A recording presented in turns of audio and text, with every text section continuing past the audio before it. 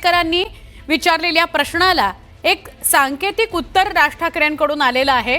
आमच्यातले वाद, आमच्यातली भांडणं ही किरकोळ आहेत असं राज ठाकरे म्हणाले। अर्थात हे उद्धव ठाकरे आणि राज ठाकरे यांच्या आपापसातल्या एकत्र येण्यासंदर्भातला प्रश्न होता, त्यावरचं उत्तर आहे राज ठाकरेंचं की आमच्यातली भांडणं ही तशी किरकोळ आहेत। मराठी माणसाच्या अस्तित्वासमोर ही भांडणं क्षुल्लक आहेत असं राज ठाकरे म्हणाले। एकत्र येणं यात काही कठीण नाही असंही राज ठाकरेंनी म्हटलंय। मला काही हरकत नाहीये, माझ्यासाठी ती भांडणं आणि वाद किरकोळ आहेत, पण समोरच्यासाठी आहेत का आणि समोरच्या एकत्र काम करण्याला तयार आहे का हेही बघायला हवं असं ते म्हणाले। महाराष्ट्राला असं वाटतंय की या दोघांनी एकत्र यावं, मग महाराष्ट्राने जाऊन सांगावं उद्धवला असं सुद्धा ते म्हणाले। राज ठाकरे काय म्हणाले आपण बघूयात एकदा। शिवसेना फुटली नाही, फुटलीच तर तुम्ही अजूनही एकत्र येऊ शकता का? अजूनही एकत्र येऊ शकता का? हे अख्ख्या महाराष्ट्राचं काय म्हणतात स्वप्न आहे। हे बघा, प्रश्न असा आहे ना की या सगळ्याच्यामध्ये कुठच्याही मोठ्या गोष्टीसाठी मला असं वाटतं आमच्यातले वाद, आमच्यातली भांडणं, आमच्यातल्या गोष्टी या किरकोळ आहेत। महाराष्ट्र खूप मोठा आहे हो, कळलं का? या महाराष्ट्राच्या अस्तित्वासाठी, मराठी माणसाच्या अस्तित्वासाठी ही भांडणं आणि हे वाद आणि या सगळ्या गोष्टी अत्यंत क्षुल्लक आहेत, अत्यंत क्षुल्लक आहेत। त्याच्यामुळे एकत्र येणं आणि एकत्र राहणं यात काही मला फार कठीण गोष्ट आहे अशातला मला वाटत नाहीये। परंतु विषय फक्त इच्छेचा आहे, हा एकट्या माझ्या इच्छेचा नाहीये विषय आणि माझ्या काही स्वार्थाचा पण विषय नाहीये। मला असं वाटतं आपण लार्जर पिक्चर बघणं गरजेचं आहे। महाराष्ट्राचा स्वार्थ मी पाहतोच आहे म्हणजे तर माझं म्हणणं आहे की सगळ्या महाराष्ट्रातल्या राजकीय पक्षांमधल्या सगळ्या मराठी लोकांनी येऊन एकच पक्ष काढावा।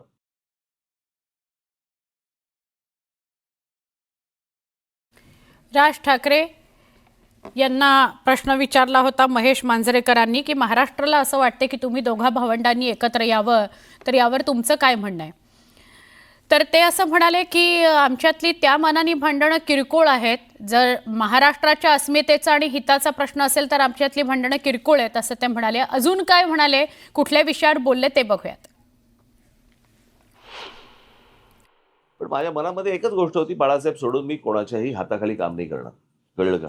म्हणजे त्यावेळेची परिस्थिती अशी होती, म्हणजे मी जेव्हा बाहेर पडलो त्याच्यानंतरचा हा माझा विचार आहे। परंतु मी जेव्हा शिवसेनेमध्ये होतो त्यावेळेला मला काय बाळासाहेब असेल, उद्धवच्या बरोबर काम करायला मला काहीच हरकत नव्हती। पण समोरच्याची इच्छा आहे का मी बरोबर काम करावं? महाराष्ट्राची इच्छा आहे ना। पण तेच तर ना, मग महाराष्ट्रात जाऊन सांगावं तिकडे।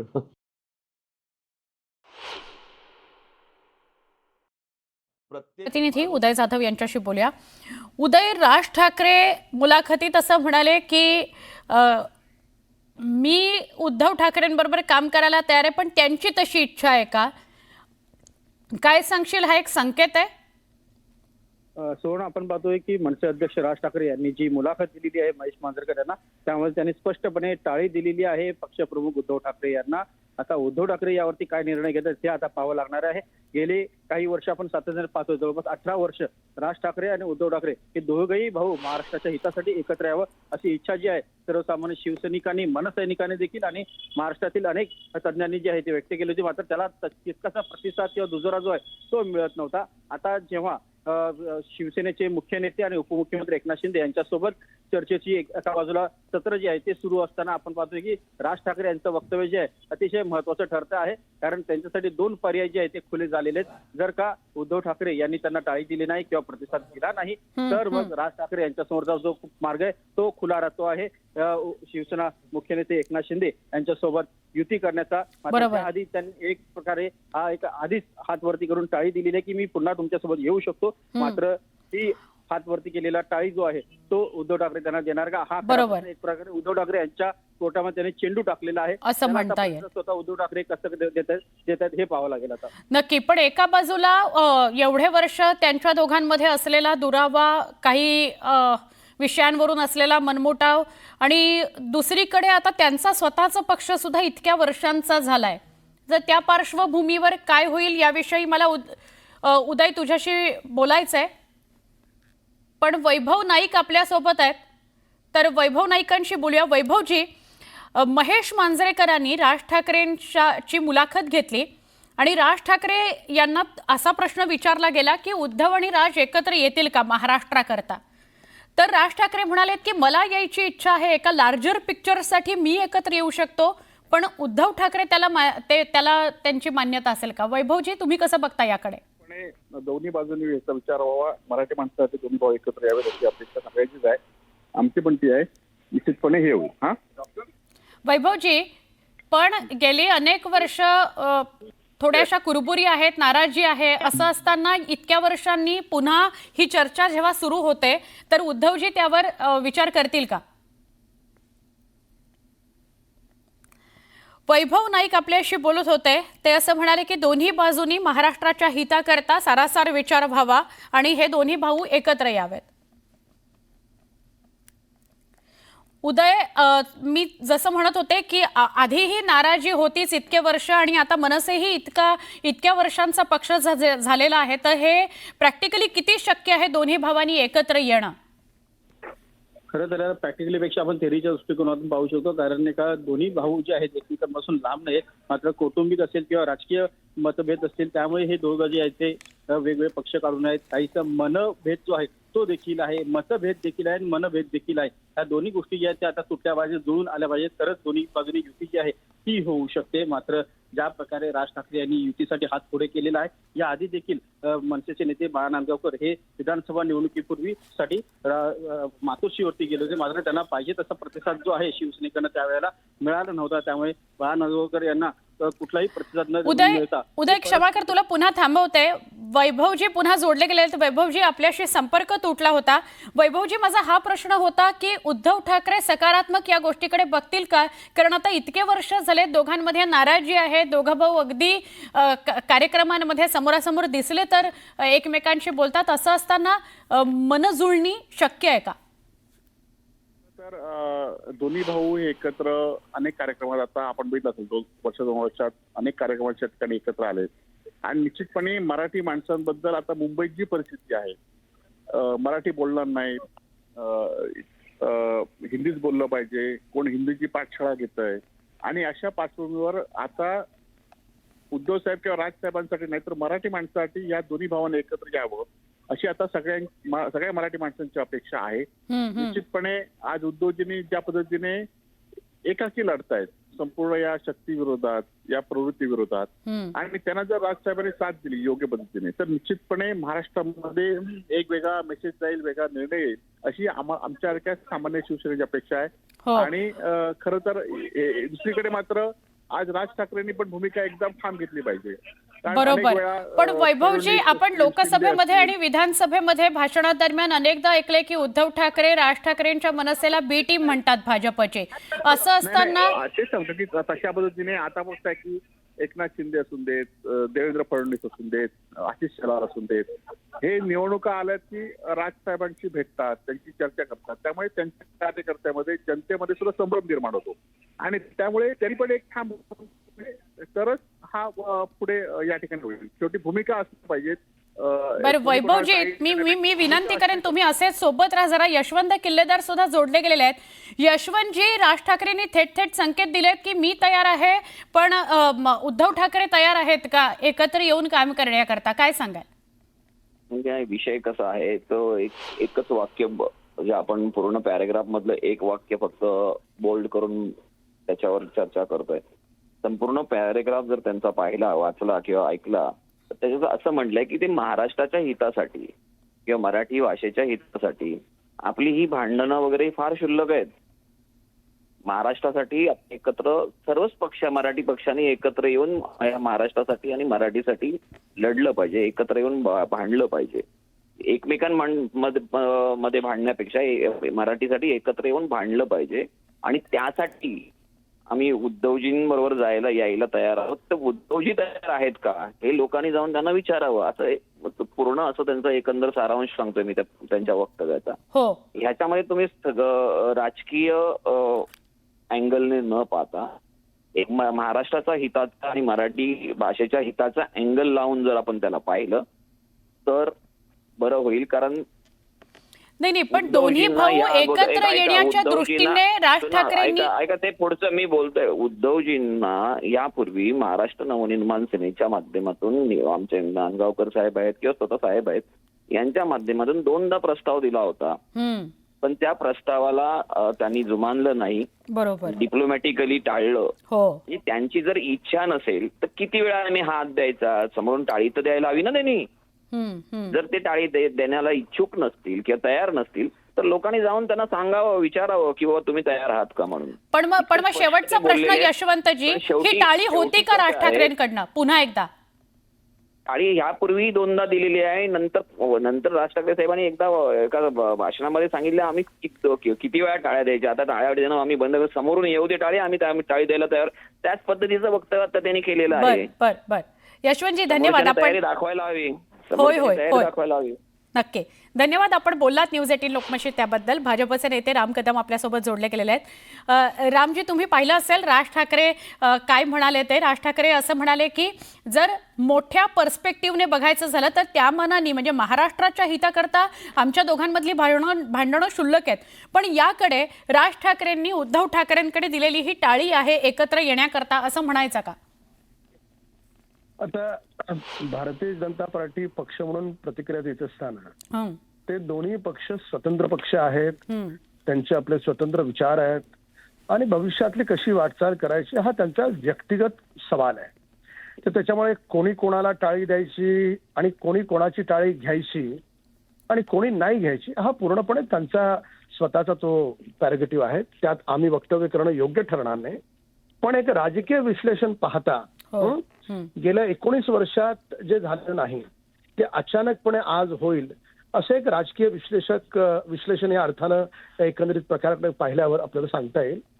राहिला प्रश्न की उबाटाच्या नेत्यांच्या स्वभावाचा, बरोबर. तर उबाटाच्या नेत्यांचा स्वभाव असा आहे की ते स्वतःच्या आपल्या मंत्र्यांना भेटत नव्हते, पत्रकारांना भेटत नव्हते. विचारा बरोबर लोकमतच्या पत्रकाराला की मुख्यमंत्री असताना 2.5 वर्षात कितीदा भेटले. संपादकांना भेटायचे नाही. असा कधी मुख्यमंत्री पाहिला आहे की जो आपल्या स्वतःच्या कॅबिनेट मंत्र्यांना भेटत नाही, आमदारांना भेटत नाही.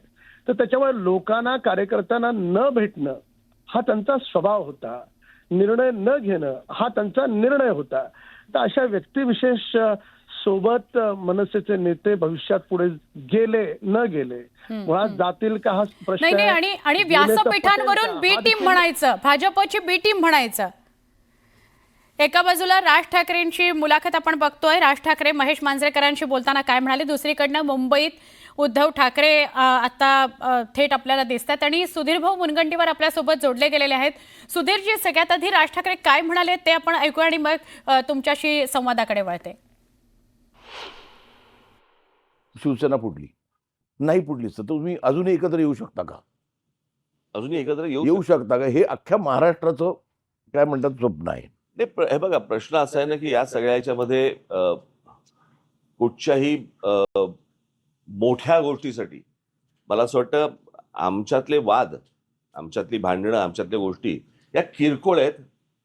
महाराष्ट्र खूप मोठा आहे हो, कळलं का? या महाराष्ट्राच्या अस्तित्वासाठी, मराठी माणसाच्या अस्तित्वासाठी ही भांडणं आणि हे वाद आणि या सगळ्या गोष्टी अत्यंत क्षुल्लक आहेत, अत्यंत क्षुल्लक आहेत.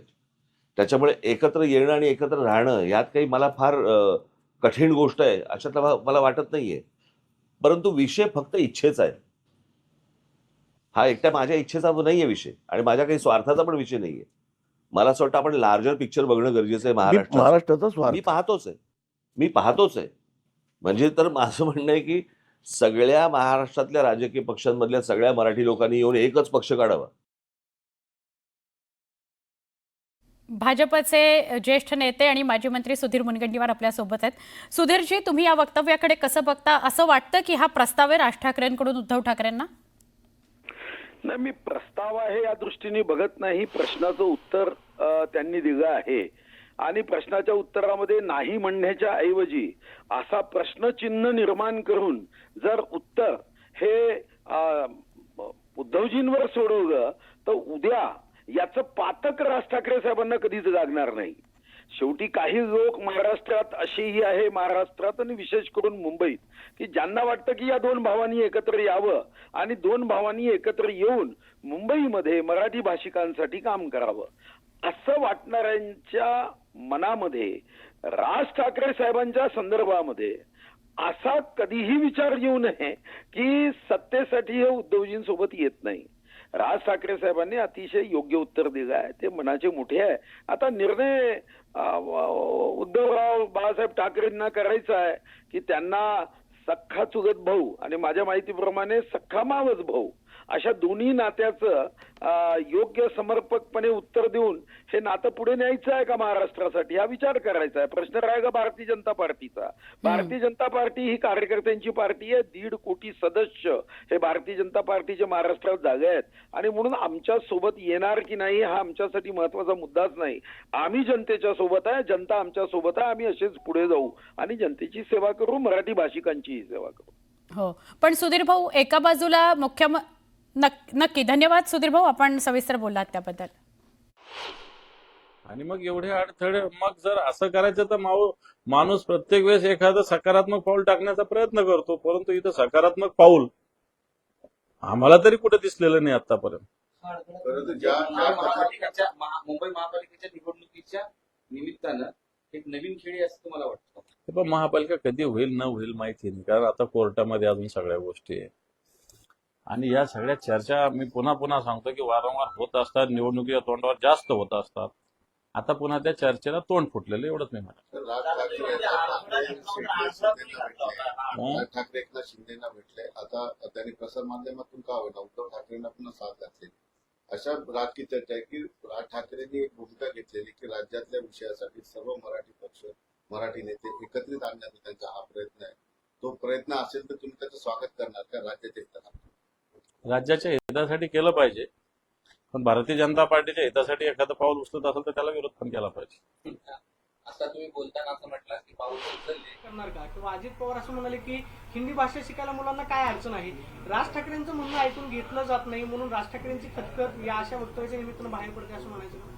तो त्यांची भूमिका भाषेच्या संदर्भातली जी असेल त्यांच्या वक्तव्यावर मी केलेली टिप्पणी ही काँग्रेस म्हणून आणि प्रदेश अध्यक्ष म्हणून पर्याप्त आहे. राहिला हिंदी विषयाचा सक्तीचा विषय, तर आम्ही सक्तीच्या विरोधात आहोत आणि ज्या मराठी भाषेत उलट त्यांचे लोक रोज भेटतात, हे त्यांना जाऊन भेटतात. मग मला वाटतं नेमकं करायचं काय किंवा साधायचं काय, सांगायचं काय, आपण प्रश्न आहे.